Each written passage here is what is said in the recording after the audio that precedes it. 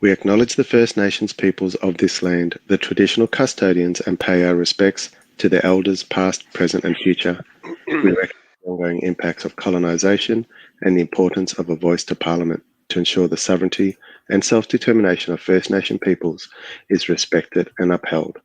We commit to working together towards a just and equitable future for all Australians.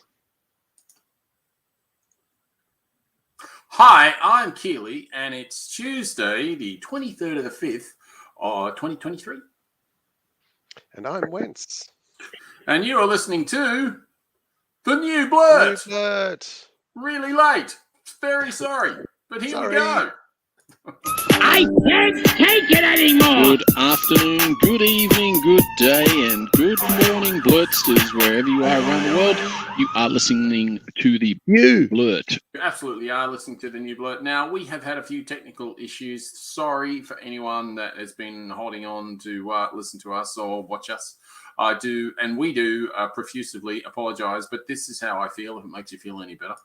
AK-47, when you absolutely, positively got to kill every mother in the room, except no substitutes. That is pretty much how I feel at the moment. But that's and yes, we did turn it off and on again. So before anyone asks, okay? That's exactly right. That's exactly right. So also before anyone asks and before we go any further, tonight I'm coming to you from Wurundjeri country, Kulin nation of the Wurrung people. Sovereignty was never ceded, always has been and always will be Aboriginal land. Over you, Wencee. I respectfully acknowledge the traditional owners of the land on which I would live and work, the Yagara and Turrbals people. Sovereignty was never ceded. Beautiful work. So for tonight's show, we will be right off the top of the bracket, as they say, sports of all sorts. So tonight we're going to talk about the FIFA World Cup for the women 2023. It's being hosted by Australia and New Zealand, so I thought we should definitely spend a little bit of time on that. Considering we've got one of the best players in the world playing for Australia, I thought we should definitely spend a bit of time for that. We're also going to look at the world of mushrooms, and in our science segment, I hope your breath is not too baited, but there you go. In our science segment, and Wencee's going to be sweeping the marine floor with his ocean mop, as it were. He's got some good things to tell people there from a marine science point of view. And on this day, we're going to be talking about, on this day, it's National Taffy Day today. So if you don't know what taffy is, I will explain what that is. It's also, believe it or not, yes, and it's National Donut Day or National Donut Week in the UK. So we'll have a look at a bit of the history of that as well. So there you go. Good evening, Wencee. Fantastic to have you. And have you been tasered this week? No, I don't think it's something I would like to try at this point. Maybe when I turn 95, I might see if I can antagonize some New South Wales coppers and see if I can get tasered. I think that's a bit of a challenge. Is that something that you would like to extrapolate on? Is there something you're not telling us, Wencee? That yes, people may have heard by now that a 95-year-old got tasered by a New South Wales police person. Can't remember if it was male or female. I think it was male. I think it was male. Yeah. So apparently she confronted them with a knife whilst using a walker. So you can imagine how menacing she must have looked at the time when she was approaching the policeman. So yes. She must have been going very, very quickly. Yeah. For them to get out of the way. Really. Yes, well, I've seen those walkers, and they're more like crawlers. So, Look, I don't know how I feel about that. I mean, she did have a knife. I mean, unfortunately, she's a dementia patient. My partner's dad has got dementia and has had it for a few years, although he sort of only really realised it the last couple of years because he sort of only let us know in a way. But he's pretty bad. And I don't think he would do that, but he does do a lot of things that distresses people. And he doesn't mean it's just that, it's just, I don't know if you know much about dementia or if you've had much contact yourself with it, Wencee, but it's, it's so debilitating. It's absolutely incredible. I mean, from our point of view, it was, a guy that used to be CEO of a major airline years ago, a major low-cost airline, and now you're just sort of down to, finding it just difficult just to get through the day and get, like me right now, putting words together. But, they've got much of a better excuse than I do. Yeah. But getting back to this, I also believe that this guy has been suspended with full pay, I believe. Right. Okay. Yeah, I'm not sure about the full pay. I did hear that he'd been suspended. But I guess part of the problem is how nursing homes and the police force deal with these issues. Is it correct? Should they be reviewing their practices? Because surely a bit of common sense would say that you don't taser a 95-year-old. I don't care what the protocols are. I mean, if she had a machine gun, maybe. Yeah. I mean, but yeah, I mean, I know what you mean. Look, it all comes down to education. It all comes down to, as you say, what programs they're going through in the police force when it comes to, I hate the word, I really don't like the phrase dealing with, I don't like that. There's a better way of saying that, but trying to accommodate someone with dementia and be the best for them that they can be, even in that bad situation. And I think it comes down to just not enough training, and so you get into that situation. I think it's pretty bad for the person that did it, because if you could think about it, right? If you were someone and you tasered a 95-year-old, I'm pretty sure you wouldn't be feeling, unless you're a complete, sociopath. I don't think you'd be feeling very good about yourself. No. No, I do sympathise for him as well, because it's not, the reaction obviously is going to be terrible, no matter who you talk to. But it still must go through your mind, going, why did I do it? Was it the right thing to do? Well, I think she's in ICU now. Yeah, I think she's been stable and then became unstable and stable again. Yeah. So I think she's got some time. Hopefully she'll recover, but it's not looking great. No. Look, it's a really unfortunate one, this one. I mean, sort of reminds me of something that happened in Sydney, I think it was last year, when this 85-year-old protester, who's really well known in Sydney circles, he's an 85-year-old protester. He's been protesting heaps of things for years, type thing. And he was arrested quite aggressively at one of the train stations, right. And at 85, and I think he did some damage to his leg or something, because because they were just too bloody aggressive with him. It's an 85-year-old man. Yeah. I mean, hold your horses. I mean, seriously. So terrible thing.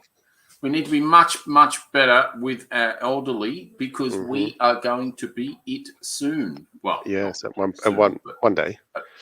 Well, some people at work would say I'm there now, but there you go. Some might say that now tonight. Yes, that's right. That's exactly right. Exactly. But the thing is, you go to work at our age now. You just look around and you just go, you could be my son. You could be my daughter. You could be my daughter. You could be my grandson. You could. I know, it's frightening, isn't it? It is frightening. Yes, it's very, very frightening. Yeah. Something else that's a bit. Yeah, absolutely. Oh, yeah, absolutely. Talking about that, I've got my third bowel kit coming through, so I'm looking forward to that. That'll be great. Yay, something to talk about in the future. Let's talk about bowel movements and how to get tested. Apparently, that's a big conversation starter when you get quite a bit older. Apparently, What'd you get on your 50th? Oh, I got a bowel cancer kit from the government. What'd you get? I got the same thing. Oh, that's not very creative. No, it's not creative. But I tell you what, though, they are very preventative. And if you are anyone listening to this show and 50, and you've had your 50th, and you did get your kit, and you haven't gone through with it, please go through with it. This is my third one, and they do prevent bowel cancer, and they're really easy, really, really easy. I couldn't want to promote this anymore. So, and use the kit before it expires. I had no idea they had expiry dates. Yes, and just be careful when you keep the stuff in the fridge. We'll be back in a minute.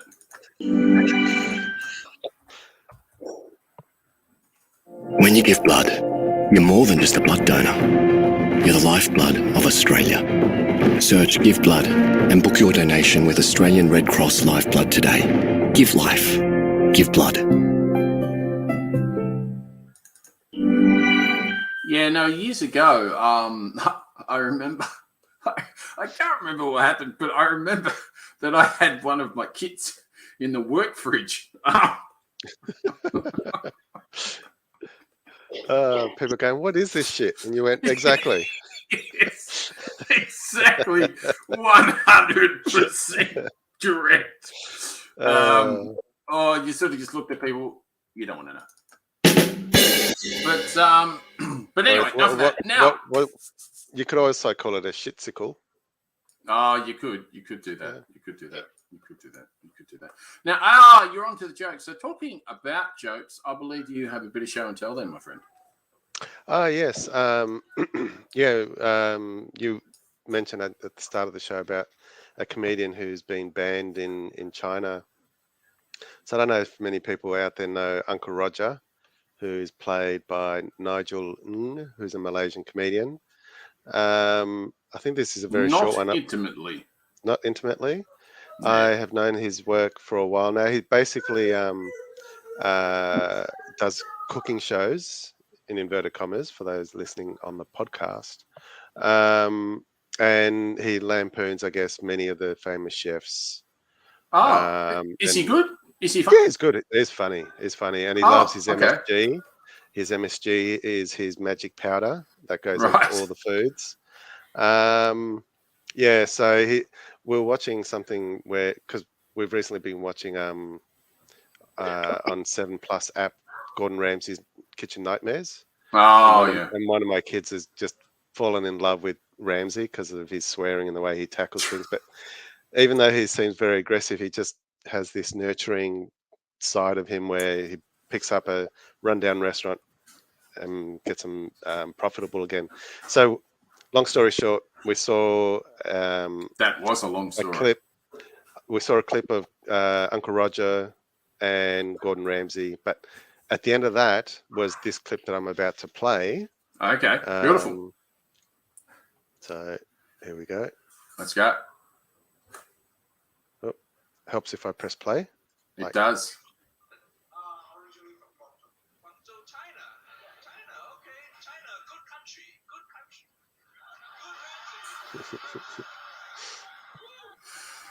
For people on the pod, Uncle Roger has pulled his face when he said China was a good country.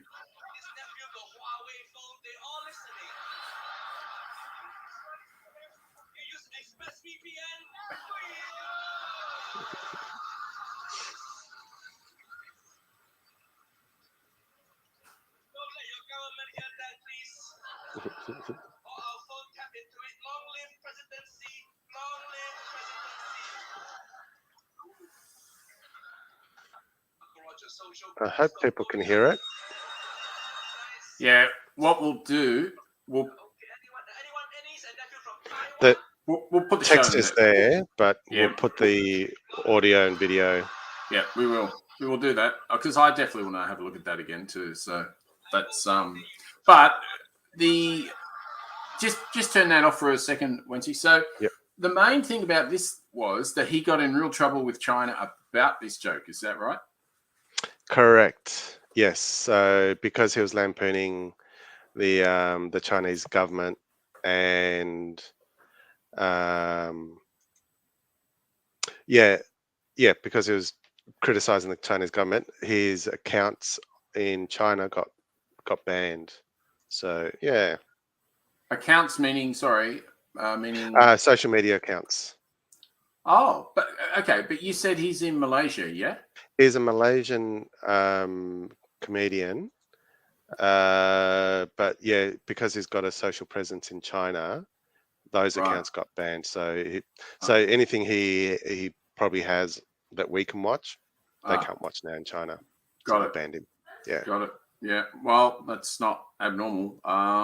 No, not the first time, I guess. No, and I mean, the Australian government are banning TikTok for the same sort of reason, that it's Chinese, as it were. I don't know if I necessarily agree with that or not, but sometimes I think maybe we get a little bit too sort of antsy on these things, a little bit too dogmatic about China. Although, I mean, I'm very, very well aware of their human rights records and these sort of things. I'm also well aware of things that we've done to refugees in this country as well. But I'm not saying same isms in, if you know what I mean. I'm not saying it's the same, but I'm just saying that, people in glass houses sort of stuff. But anyway. And also, I read this week about bikes were being replaced by cars during the pandemic. So we're saying that we had heaps more bikes on the road during the pandemic. Is that right? Is that what you're... Yeah, I have come across something similar.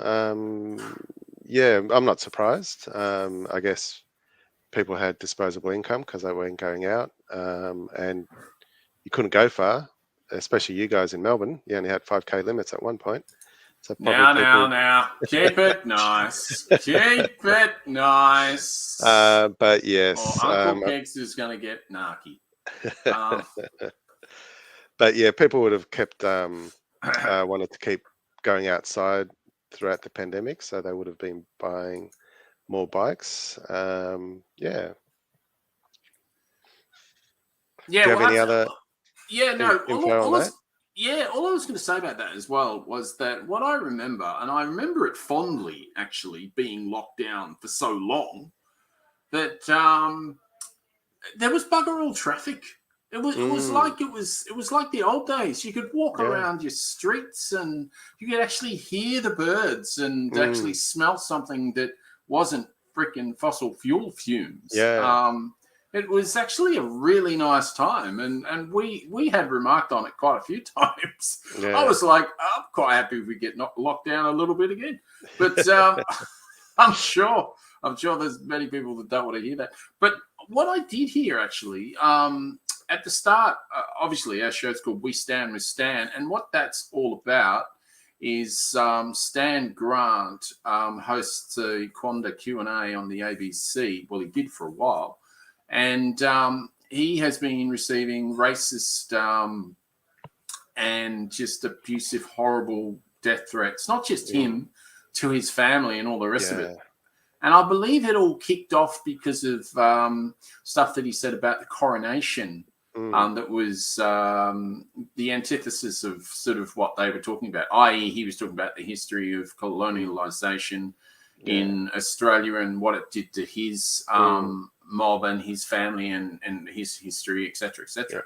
And he's got absolutely every right to talk about that as well, because as we both know, it's absolutely disgraceful. Yeah. But anyway, he's been he has been racially vilified online, and as I say, he's had death threats to his family, etc. So much so that those geniuses that did that have now forced him to sort of rethink and step away from the media for a while, which is which, look, I've said to you before that I'm on both sides on this, nothing to do with the racial side whatsoever. I'm on the side that Stan Grant, at times as a journalist, I think he can be a little bit vindictive and aggressive. I saw him interview Tim Minchin once, and I was just like, it wasn't the right vibe. The way that he did the interview, it was just it was quite aggressive to interview a artist, like a musical artist, and I didn't quite get it. Didn't agree with it. Yeah. No, I didn't. And I've seen Stan before. I mean, I think he used to be on Sky or whatever it was, or Fox in America. And as we have talked about on the show before, very, very bright man, super bright man. I mean, very knowledgeable, and he speaks Chinese fluently. He lived there for a number of years. And so, yeah. Absolutely. And he absolutely does not deserve this treatment. So we do stand with Stan. We absolutely do. Absolutely. And hopefully with him stepping away from the media, and because he said in his closing speech on Q&A last night that he wanted to step away, not because of all this vitriol necessarily, but because he is in the media machine and he's part of the machine, and he wants to reevaluate what's the next step, I guess. So, and it also doesn't help the fact that ABC didn't quite support him either. So why would you want to be part of that environment if you're not getting supported by your management and things like that? So he has every right to do what he's done. Well, I think that support him. I think the board and the management, I don't think they came out and backed him. No. And I think you alluded to it today. That in Sydney, there's a whole bunch of journalists from the ABC were out there sort of protesting, supporting Stan. And I could tell the audience were very much on his side, because I know what you were talking about then when you were talking about the latest episode. But anyway, as we say, we wholeheartely do stand with Dan. And just one more thing on that as well: the No campaign is been firing misinformation and disinformation. Surprise! Left, right, and centre. The latest one is that they thought they found the grandson of Vincent Lingari, which they absolutely did not. And if they had asked the guy, he would have told them he wasn't the grandson of Vincent Lingari. They then forced words into his mouth. Warren Mundine, Jacinta Price, put it on a tweet and then sent it all around. And then RMIT fact-checked it, and it was a complete load of bollocks. And I heard an Indigenous / First Nations reporter this morning from The Guardian talking about it, and she 100% backed up that story. So so the No campaign is I mean, they're not even respectable. All the dirty tricks. Yeah, they're not even respectable. It's just ridiculous. And the town halls that they've done so far, apparently all of them have been white panels. Don't even get me started. Wow, even get me started. So, boy, yeah.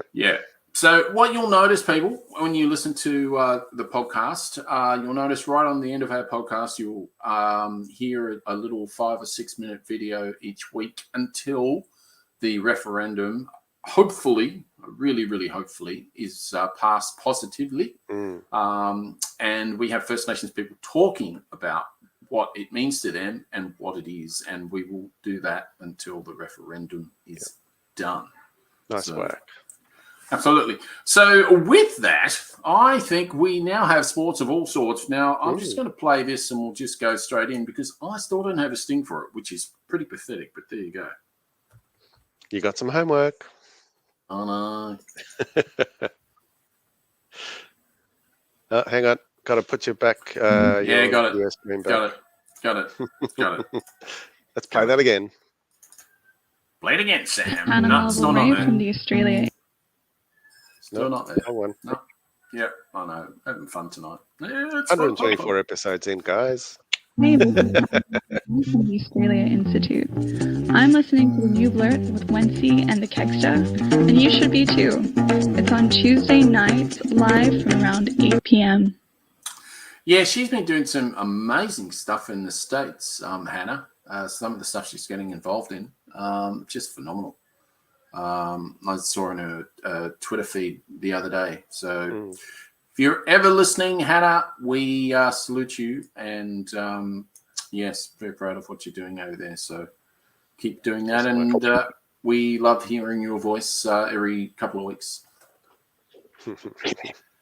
Now, you wanted to talk about pole toppling is the sport I'll be talking about. Okay, I thought it had another name. What was that? What did I say it was? Toppling? No, yes, but Bo-Taoshi or something? Yes. So it's a Japanese sport called Bo-Taoshi. I don't know if I pronounced that correctly. Gesundheit. You're welcome. Thank you. It's a Japanese sport believed to have started around about World War II by the Japanese militia. Militia. Interesting. Militia. Yeah. Okay. So it's right. played by cadets at the National Defense Academy in Japan at their annual induction ceremony. And it used to be played in schools, but most schools ban it now due to its violent nature, as you'll see very soon in the video. Nice. Just to give you a bit of an idea of how it's played, it's 150 players in total, so not a small sport. 150. Yes, 2 teams of them, so 300 in total. 75 of one team act as defenders, 75 act as attackers. Exactly. Sure. Yes. The defenders, which are 75 defenders, wear white tops, and the attackers wear a coloured top. I can't even get my head around this. Where are they playing this? On big field, so they'll be on a big, like a soccer field or football pitch or something like that. The idea is that you have a defender that sits on top of a pole. I thought you were saying on the other person. Jesus, I mean, God, they've got to be close to each other. Don't want to play this during COVID. Maybe they did have a hiatus during COVID, but yes. So you have a defender that sits on top of the pole. His name is, they call him Saru, which means or translates to monkey. So he sits there on top of the pole like a monkey, protecting that top of the pole, so the attackers don't get to it.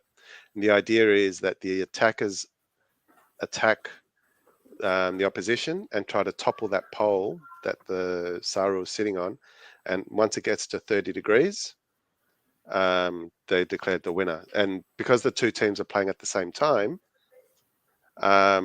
you can easily see who's won first, and you've got judges at all sides.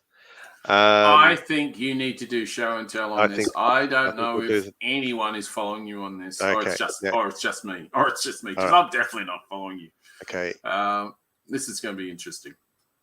All right. This is going to be interesting. Here we go. Press play. Right. Here we go. Jesus, that's nuts. Just looking at that, that's nuts. Did you press play? I did. Let's try that again. Let me remove that. Did you do it the way... No, it didn't work before because people couldn't hear it. Ah, okay. And it did play. Come on, tech. It's not happening. Hang on. Let me do that again because it's really annoying. Oh, don't even go there. Here we go. Gonna add it. It should be coming. All right. Here. No, StreamYard, you're being quite rude. StreamYard's. Yes, we're not happy with StreamYard tonight. I have to start looking for a new vehicle if this keeps happening. This is very, very annoying. Yeah. I'm trying to add it back again, and it's thinking. Here we go. There we go. Maybe this time. All right, maybe. Here we go. Come on. You know you want to. Come on. Put the coins into the slot. Come on. Press play. This is local, yeah? You've got this local? Yeah. Yeah, it's all local. What is going on?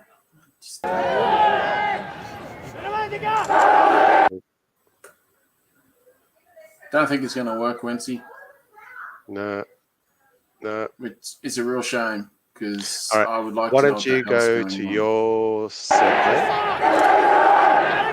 And I will work out another way of doing it.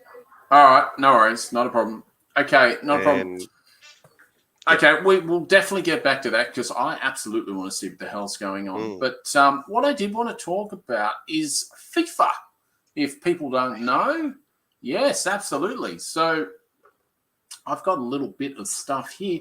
Apparently, Australia FIFA, i.e. the World Cup for women, which is being hosted by Australia and New Zealand, I believe. Our first game is the 20th of July. And we're playing the Republic of Ireland at 8 o'clock in Sydney. And then the next game is Lang Park, Brisbane. That's on the 27th of July. And then Amy Park, CBD, Canada, Australia, on the 31st of July. If I am correct, I believe that must be Melbourne. Yeah. What was the last one? 31st of July. So there's one in there for you for Brisbane. Yeah, that's Lang Park, Suncorp Stadium. Yeah, that one is on the 27th of July. So Okay. I'll definitely let my family know because we were just talking about it before. So and that'll be Canada, Australia. So we'll let our Mick Biambo know as well because I know that his boy plays soccer and enjoys soccer, so they'll probably want to go to that game. So I have to have a chat to him about that. What's really interesting is Sam Kerr, which I will see if I can just get her up on the screen in case people do not know what Sam Kerr looks like, and I will just get that added to the screen. There we go. So that's our Sam Kerr, and she earns about $513,000 a year for playing football, which is not bad. It's not bad, and she is one of the best players in the world, and one of I think she's the best player in Australia. I'm not 100% sure of that. It's a far cry from what the male footballers earn, that's for sure. Yes. Well, let's have a look. So the highest paid footballer, the highest paid reportedly is Cristiano Ronaldo, £3.4 million. Now the difference is that's per week. Jeez. Per week. So that's disgusting. The guy in the top 10, like the 10th most highest paid, is $350K a week. And she's getting she's getting less than that a year. So it just shows you the parity. There isn't any. No, hell no. But far from parity. No, it's pretty bad. It's pretty terrible. But I really do look forward to watching. What I did want to talk about Sam Kerr is that she is a global football star, and she's got heaps of accolades. She's been one of Australia's best players for ages. I think she's so she's the Chelsea's top scorer. So she's done this before. She did this in 2019 and 20, having netted 32 goals in all competitions in similar fashion, as I just said. Number 20 picked up the Golden Boot Award for the final day of the season, scoring twice against Manchester United to help secure back-to-back WSL trophies for Chelsea. I said last week that was FIFA. Not FIFA. The FA Cup. I was wrong. It was the WSL season, which I believe is the Women's Soccer League. be my guess. Yeah. Yes, I think so, but I'll definitely 100% confirm that. But she's received a number of prestigious accolades for a superb display in front of goal, claiming the WS Player and Goal of the Season awards, WF Player of the Year, blah, blah, blah, blah, Player of the Year at the London Football Awards was named, you name it, she's won it. So it just shows you how good this girl is. And it's awesome that she's earning at least $500,000 a year. That's good wage for, I'll be very happy with that. Yeah.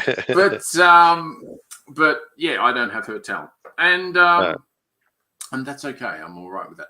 But I agree with you. It's just so disgusting that the men just get paid. Yeah, I know. Yeah, as Vicky says, it's so enraging. And I agree with you. Well, wholeheartedly, Vicky, it is pretty terrible. I do think that the women probably shouldn't get paid as much as the men, because the men have been doing it for a lot longer, and they came up years ago and were getting paid rubbish, and it took them a long time to get paid well.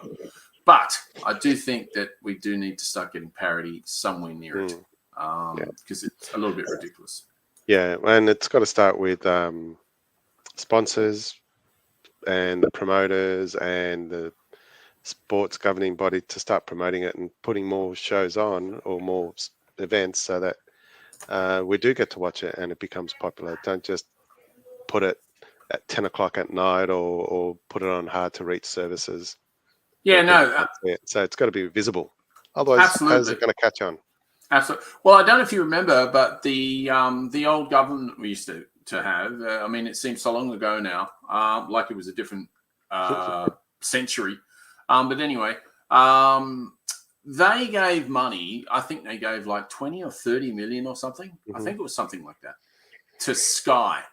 Right. Sky Sports, because when it comes to women's sports, Sky Sports is number one. Sure is. Wow. Okay. Whereas, obviously, if they invested that into the ABC, they could have shown far more women's sports on that. And, and it just would have been far more transparent for people, as you say, to be able to see, and just much easier to be able to see. So, so anyway, those games are there: Sydney, Brisbane, and Melbourne. So if you're in any of those city states, do yourself a favour, get down there and watch some women's soccer. We are definitely going to try to get in. I reckon they'll probably sell out in Melbourne. I'd be surprised if it didn't. And because it's world-class soccer, so I'll be they're just as entertaining as the men. So look, absolutely, I've seen Sam Kerr play. She's phenomenal. Every time she kicks a goal, she does backflips, and she usually kicks a few, so that's quite a few backflips to watch. So amazing. But she's that's phenomenal. So anyway, you do so favour. Check out when they're on. I did give you those dates. We might put the dates in the show notes as well. Put the link in there, good. And you can have a look. So now, hopefully, you have a little bit on Bo-Taoshi. Bo-Taoshi. Yes, that one. So don't know if that's how you pronounce it. Do you think it's going to work this time? I have no idea. Let's pray to the internet gods. I am praying to the internet gods. All right. Praying. I have pressed play. Yes, I believe you. There is no not believing you. Hopefully you can hear something. Not that you really need to hear a lot of noise. Yes, I can hear a lot of noise. A lot of yelling.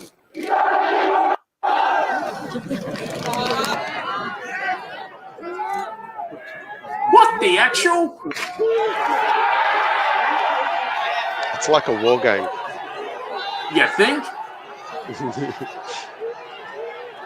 It's brutal. What are they doing? What are they doing? So you can see the ones with the coloured tops. They're clambering on top of the white tops, trying to get past the defence. And the red is the opposing team. So you can see the two screens, and so they're both competing at the same time. So the idea is you're trying to push that pole. And the dude on top of the pole is just trying to stay there, is he? Yeah, and if attackers try to climb the pole, they were allowed to push, kick, punch. See how the white one on the left pushed him? Yeah. That is so funny to watch. One dude doesn't have a shirt. Yeah, it's been ripped off. I got to tell you, that's one of the dumbest games I've ever seen. Here we go. Yeah, the one on the left, they've won it. There you go. So the one on the left won. Yeah, because they got the pole angled at 30 degrees or less. Right. So Japanese. yes. There is something about the Japanese. I don't know what it is, but they have the dumbest games in history. I mean, have you ever seen some of their game shows? Have The you seen TV game shows, I know. Oh, they're so bizarre, aren't they? God, they're entertaining. Don't get me wrong, they're entertaining. But they're nuts. They're off their chops. There's no doubt about it. But yeah, there you go. Well, that was pretty interesting, and we do have some other stuff that's pretty interesting. So just stick around.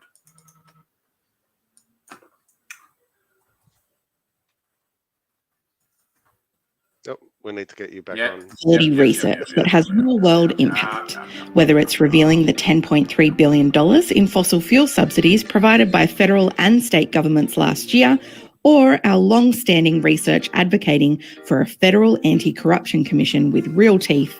We change minds. To donate, head on over to australiainstitute.org.au.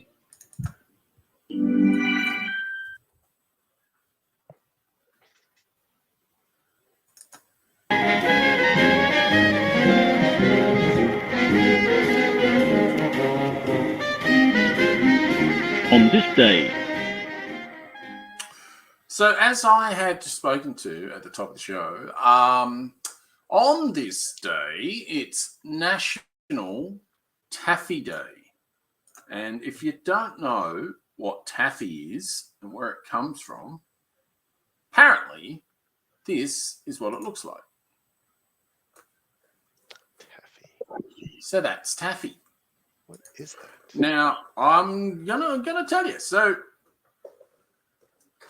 they celebrate the favourite sweet, apparently, the chewy treat on National Taffy Day. Taffy has a long history as America's native sweets. Common law has it that in the 1880s, Jersey Shore candy shop got flooded, soaking the shop's taffy stock with Atlantic salt water. On a lark, the owner sold the candy as saltwater taffy. Now, I've heard of saltwater taffy, but I never knew what it was. And an American delicacy was born. Yeah, like mac and cheese in a can. And yeah, great. And Big Macs. Today, don't even. Today, it's sold on boardwalks up and down the eastern seaboard of the US and has even found its way to landlocked candy shops. National Taffy Day is a day to indulge in the sweet pastime of unwrapping that twisty wax paper and popping a chewy bit of taffy into your mouth. Yum, apparently. The timeline goes, I just popped the timeline up. So that's the timeline. That is the timeline. Might have to read it out for those who are listening. Absolutely, that's a great idea. So in 1817, taffy is mentioned in the print for first time in the Oxford English Dictionary. And in the mid-1800s, the soft, chewy taffy is very popular during this time. In the 1870s, the evolution of taffy. Candy pulling leads the process of taffy pulling.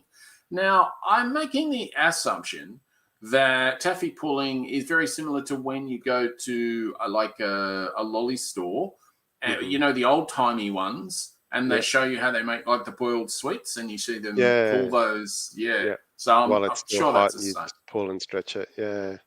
Yeah, absolutely. Yeah, I'm sure we're talking about the same thing. Now, a new Laffy Taffy in the shape of a long cord arrives on the market in 2005. And there you go. So that is basically the timeline of taffy. Now, the other thing I did want to mention is it's National Donut Week. as well. So yes, we've got all the treats on this show. Yes, you like a donut, don't you? I don't mind. I don't mind. Yeah, are you? You are a sweet tooth? Yeah, very much so. Go to a restaurant, first thing I look at, what's on the dessert menu? You and my mother-in-law would just get on famously. She always reads the menu backwards. Always. Yeah. Absolutely always. So, and as you know, Melbourne has got so many incredible cake shops. So I'm sure that you'll be doing some trawling when you're down here in a few weeks' time. Yes, I will be. Very much so. Cakes. Now, what I want to say was the independent Hertfordshire bakery, Simmons Bakers, for National Donut Week last year, produced an extra range of hand-finished luxury donuts, the sales of which they donated a portion. We sold over 3,500 donuts, donating 25p each and raising £900. Oh, that's pretty damn good. But if you donated 50p, you would have raised £1,800. So, you know, I'm only saying that because usually they're pretty bloody expensive now. I mean, I don't know about you, but they're just around the corner from where I work. There's a fantastic donut place, but they're like $10 a donut. Jeez, that's expensive. I know. I've seen the fancy ones at $7 or $8, but not 10. Yeah, it's just off the charts, ridiculous. I mean, admittedly, they taste good, but my God, $10, that's just ridiculous. So anyway, it was a fantastic way for us to offer support in the way we know best. Sweet treats. We honoured to have been able to contribute to such a worthy cause, etc., etc.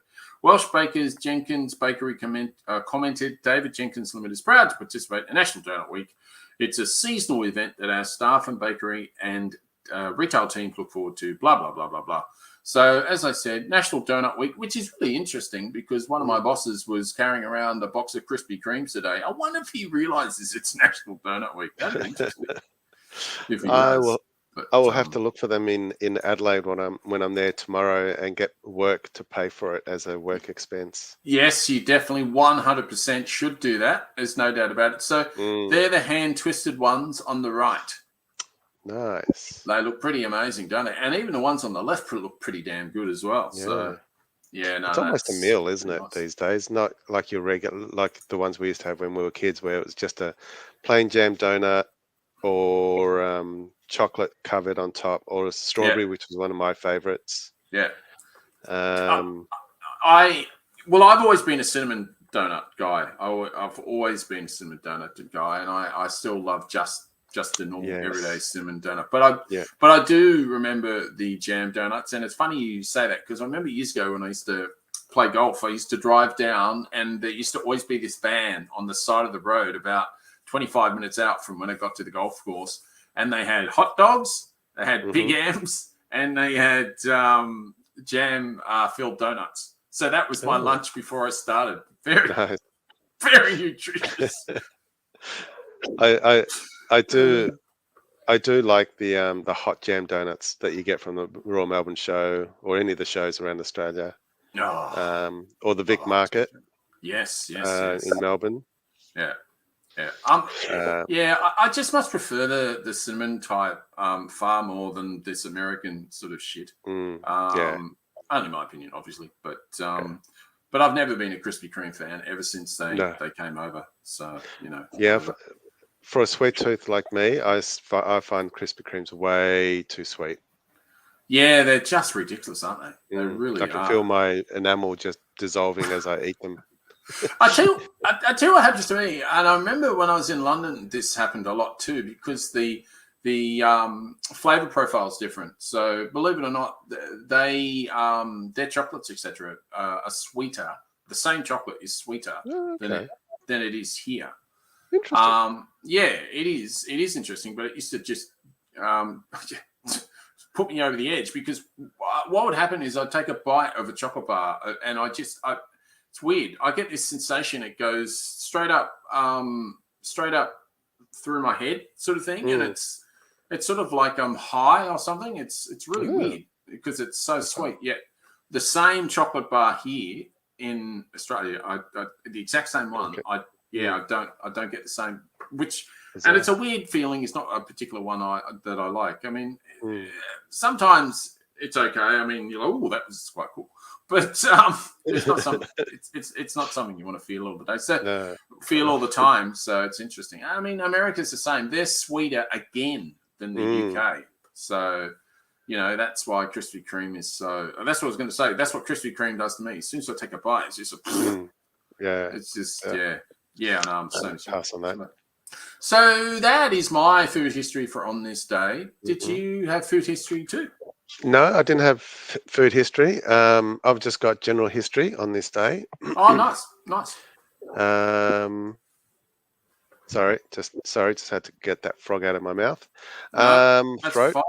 Give us 2 seconds, Okay. and then we'll be back.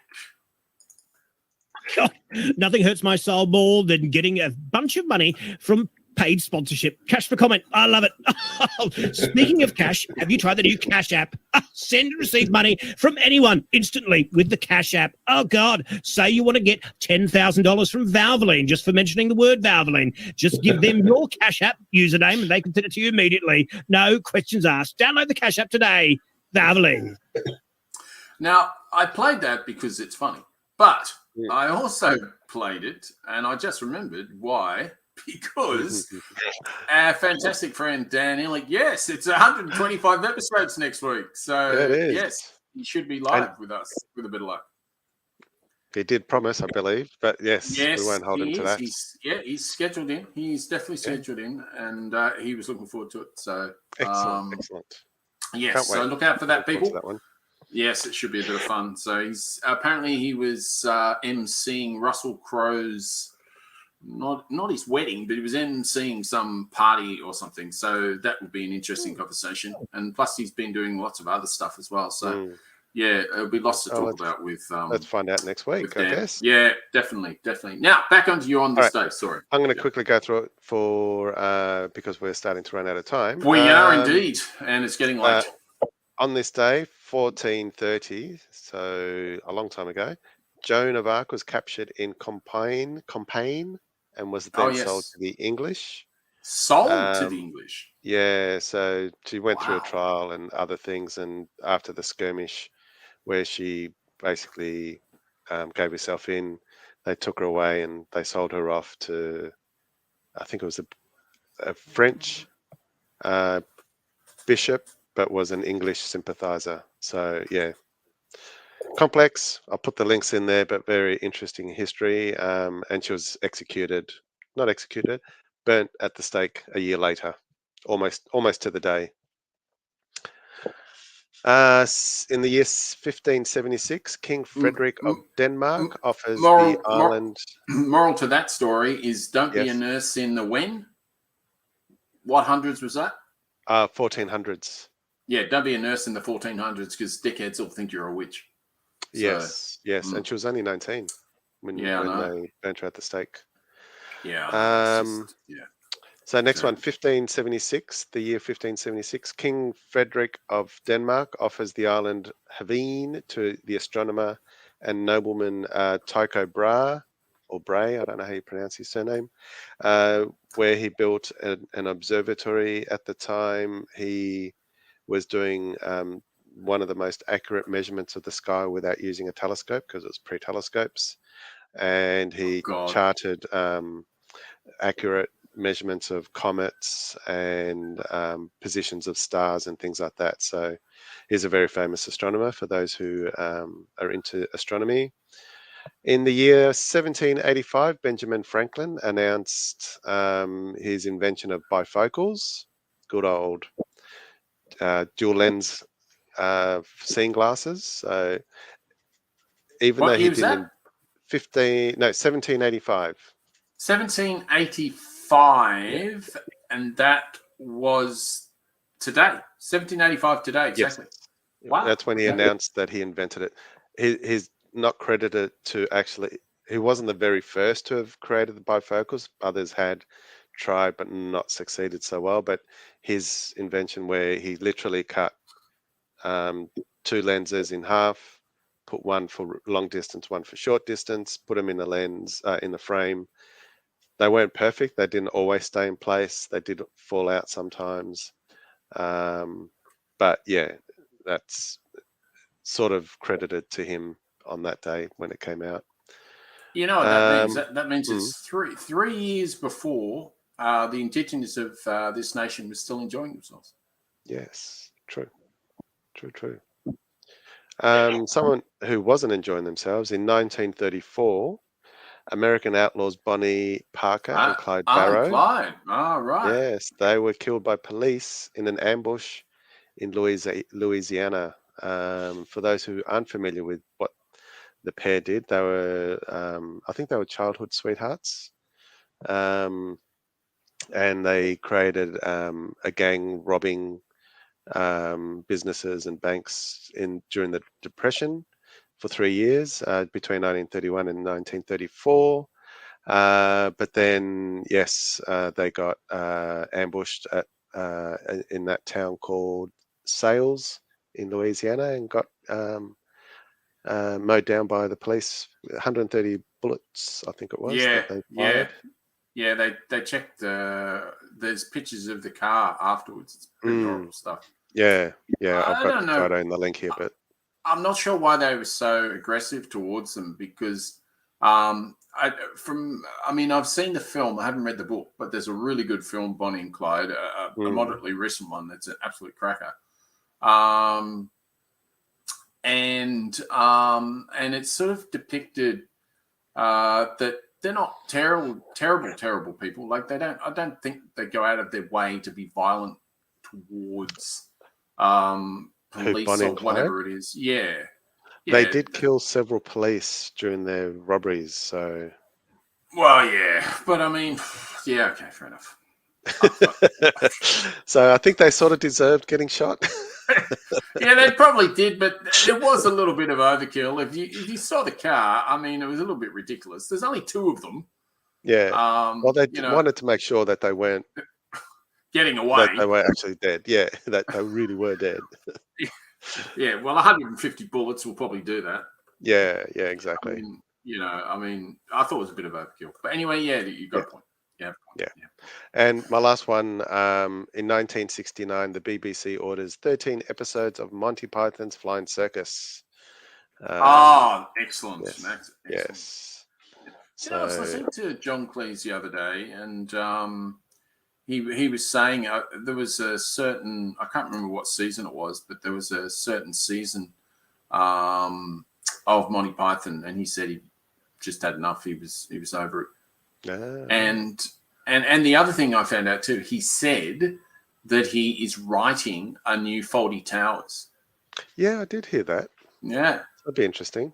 Yeah, well, yeah, it will be, because he has a battle with woke conversation on the web quite often, and I still can't work out what side he sits on. I don't know, because I know the actual definition of woke. I actually know what it means, and I'm more than happy to stay woke, because it means to stay educated, stay informed, and et cetera. But the way they've just appropriated the word woke to mean whatever the hell they want it to mean. Yeah. So, But anyway, that's another whatever. Anyway, digressing as usual. So as we'll always. just absolutely. So that's fantastic, Wencee, brilliant stuff. Just about to go into science, but before we do, science.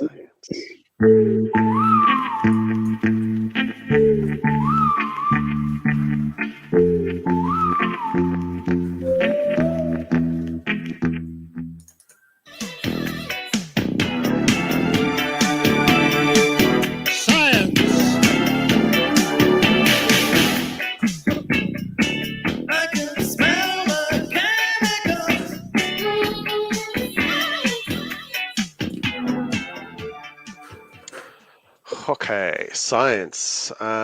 This week I'm going to talk about an Australian marine scientist who has led a team to provide an online mapping tool that reveals the marine life on ocean floors. It's a world first continent scale internet portal. led by scientists in Hobart's Institute of Marine and Antarctic Studies. And it was led by Dr. Emma Flukes. So she said that it brings together really big data streams from national research aggregators from around Australia and delivers it through a single mapping portal where you can interact with the data in a highly visual way. I did have a video of it, but considering we've got issues with videos, I'm going to tempt fate and see if I can get this working.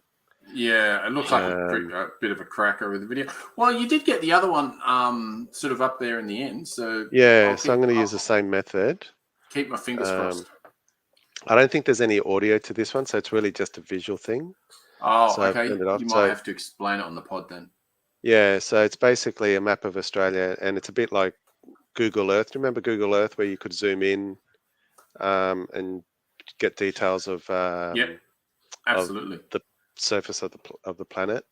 This is something similar, I guess, where it zooms in, and as you get further Mm. down the surface of the ocean, you can start digging in or swim through the ocean and get to the bottom of the floor and start working out. For some research teams around the world might want to go, okay, I need to do research on blah, blah, blah. Let's see if this area is suitable for that. So you can see So are we looking at the marine floor? Is that what we're looking at? Yeah, so they're starting to zoom in on parts of canyons, like this one is now called Henry Canyon.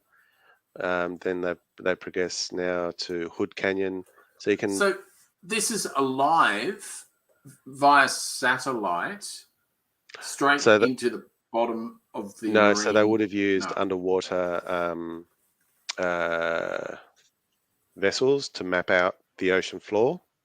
Right. And and so all these other companies, science research centres around Australia have created their own maps, but what this team in Hobart have done is collected all that data and made it available, or making it available so that people can use it for their research. It's a bit similar to the way astronomers use telescopes that have wide angle.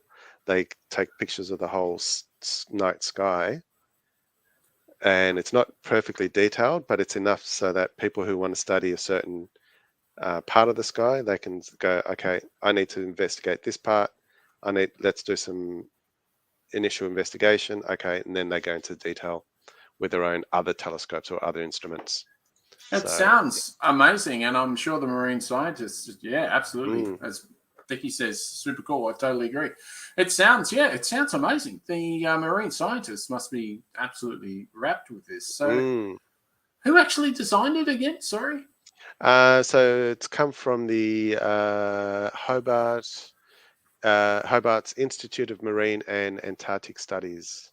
Oh yes, I've walked past that. I have a feeling, I'm not sure, but we had a magnificent guest on a while ago, a First Nations scientist. I think she studied down there. Yeah, she studied at I think it was University of Tasmania. Yeah, so wasn't it this one, but yeah. Yeah. So she was University of Tasmania, but she was in Antarctic Studies or something, I think, wasn't she? Possibly, I can't remember now. But anyway, sorry, it just clicked when you were talking about Hobart and marine. That was all. So, but no, that's awesome. That's really really cool. And you'll have that link in the show notes so we can do a little bit of Google Earthing and check out the marine floor. That's really cool. Absolutely, nice work, nice stuff. Nice stuff. Well, I've got some, I don't have a lovely bunch of coconuts, but I do have a lovely, huge mushroom. So check this out. Some shrooms. Yeah, I'm doing mushrooms. Here we go. Oh, okay. Watch out, everyone. He's doing mushies. There they are. They're big buggers. Look at the size of that. Wow, that's a big pizza. that you. It is a need very big pizza, to be able and to put that on. it's very interesting because excuse me, I've been doing quite a bit of research and listening, etc., on fungi lately, and just realizing more and more the actual absolute necessity and purpose of fungi in ecosystems, and they're unbelievable. What I found out was that certain fungi, is able to decompose toxins and poisons. Nice.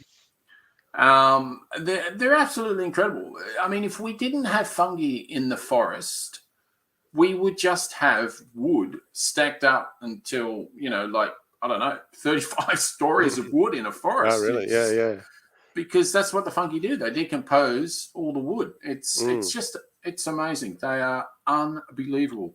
They used to be part of the plant family, if you like, but they've separated them a while ago into fungi, just into fungi.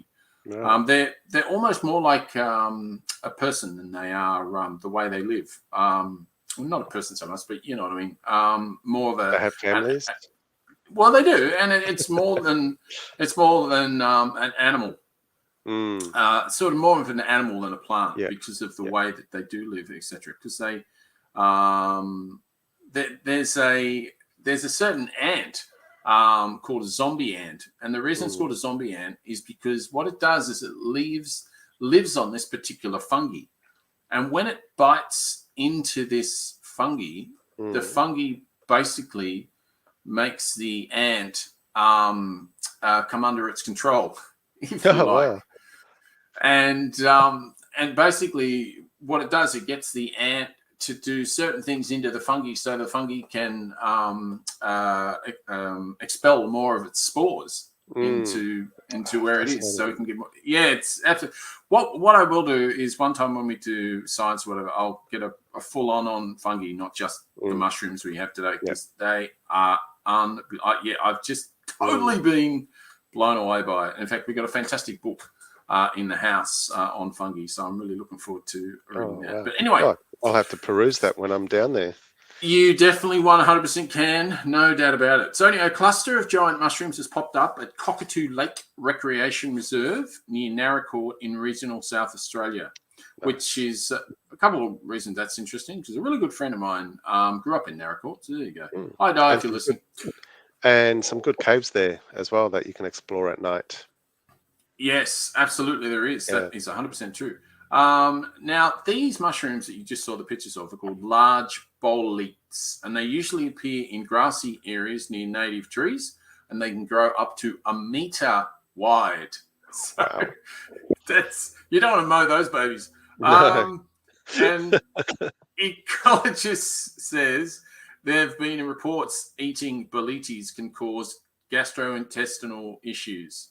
Yes, I'm sure. Don't be eating those mushrooms. No.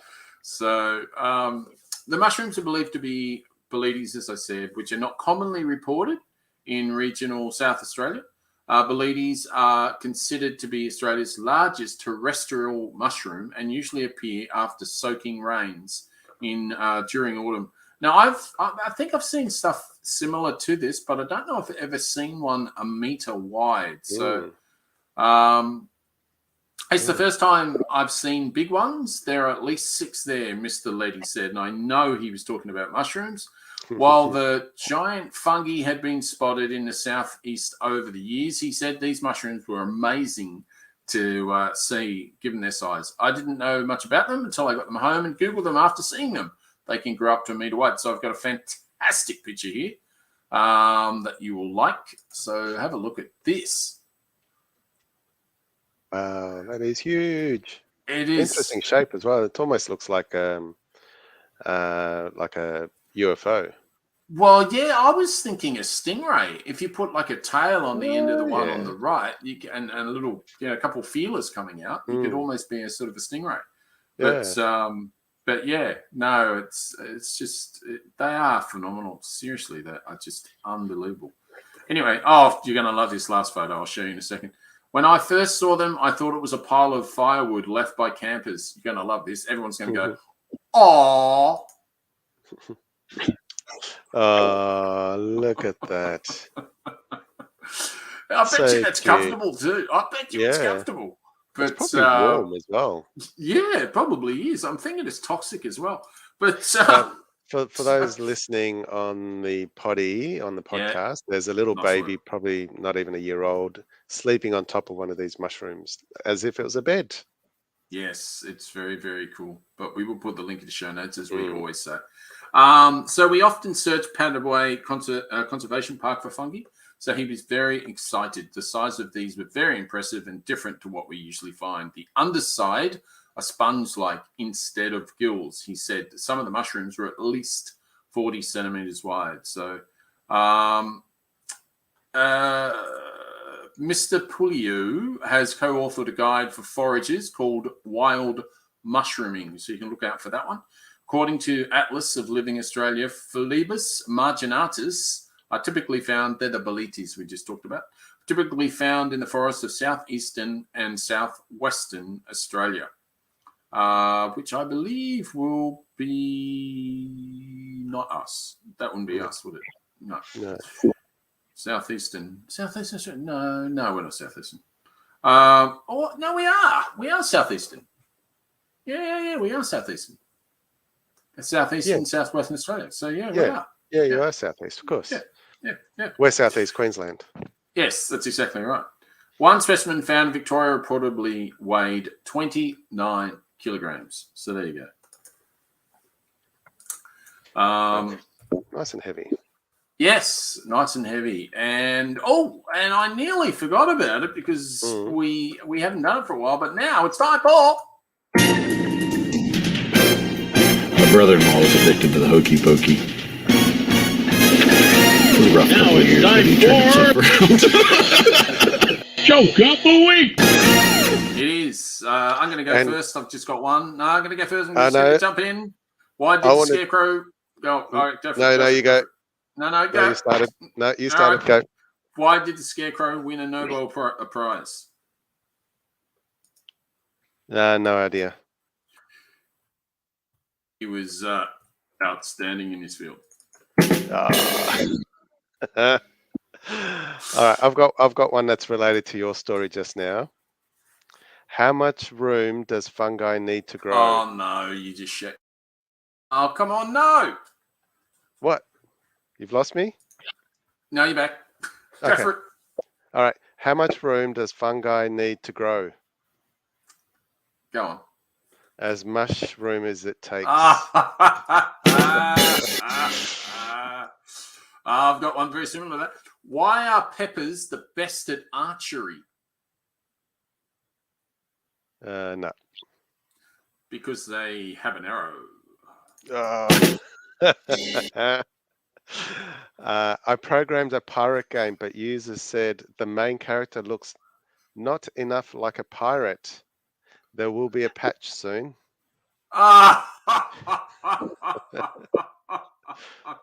terrible. That's terrible, Muriel. I'm sorry, you're getting one of these for that.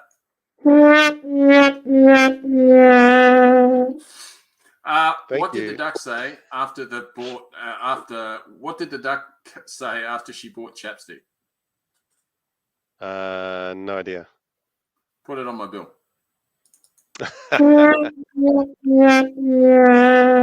I've got one more, and then we'll go to Vicky, who... Yes, we will. We will definitely do that. I can see a comment there. Yeah, I can see that my too. last joke is, I visited my doctor today. He told me that I'm going deaf. That was difficult to hear. Oh, God. Very nice. Very nice. Okay, so, bring us home, Vicky. We're about to wrap up. Okay, here we go. What do you call someone who steals Viagra? I do not know. Now I'm waiting for the answer because I don't know what the answer is. How do you keep it full in suspense? Same thing. Yeah. I hope she's not. Come on, give us the answer. We need the answer. Yeah, okay. Here we go. What do you call someone who steals Viagra? A hardened criminal. Very nice. Very nice. Very nice. In fact, it's so nice nice. one. I'll just stop that for a second and I'll just pop that in because I think you do deserve one of Yes. those, Yep. Vicky. Very, very Vicky good. deserves it. She does. She's been hanging out before we even started. So, because we have had tech issues, but that was at the start. It was okay when we got going. It wasn't too bad. Yep. It wasn't too bad. Exactly. So, anyway.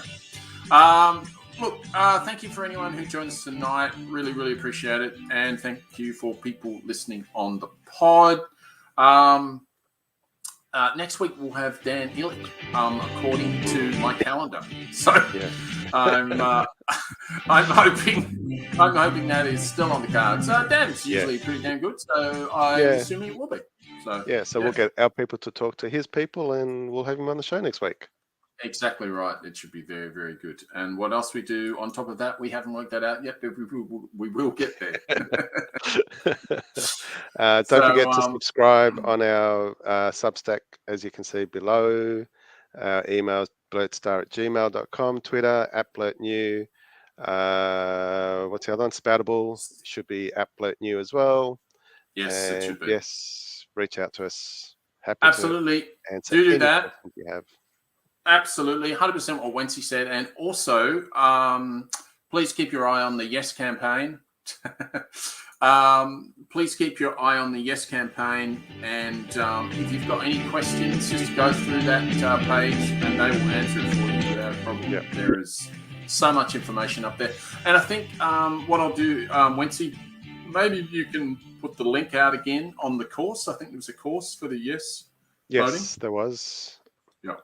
Okay, cool. So we'll get that out there as well. Yep. So you want this one? Yes. Excellent. Nice. Excellent. Yep. So fromtheheart.com.au/education, fromtheheart.com.au/education, and you can find out everything you need to. We will see you next week with Dan Illick. We look forward to it. Thanks for joining us. And good night. Good night, everyone. See you, Wencee.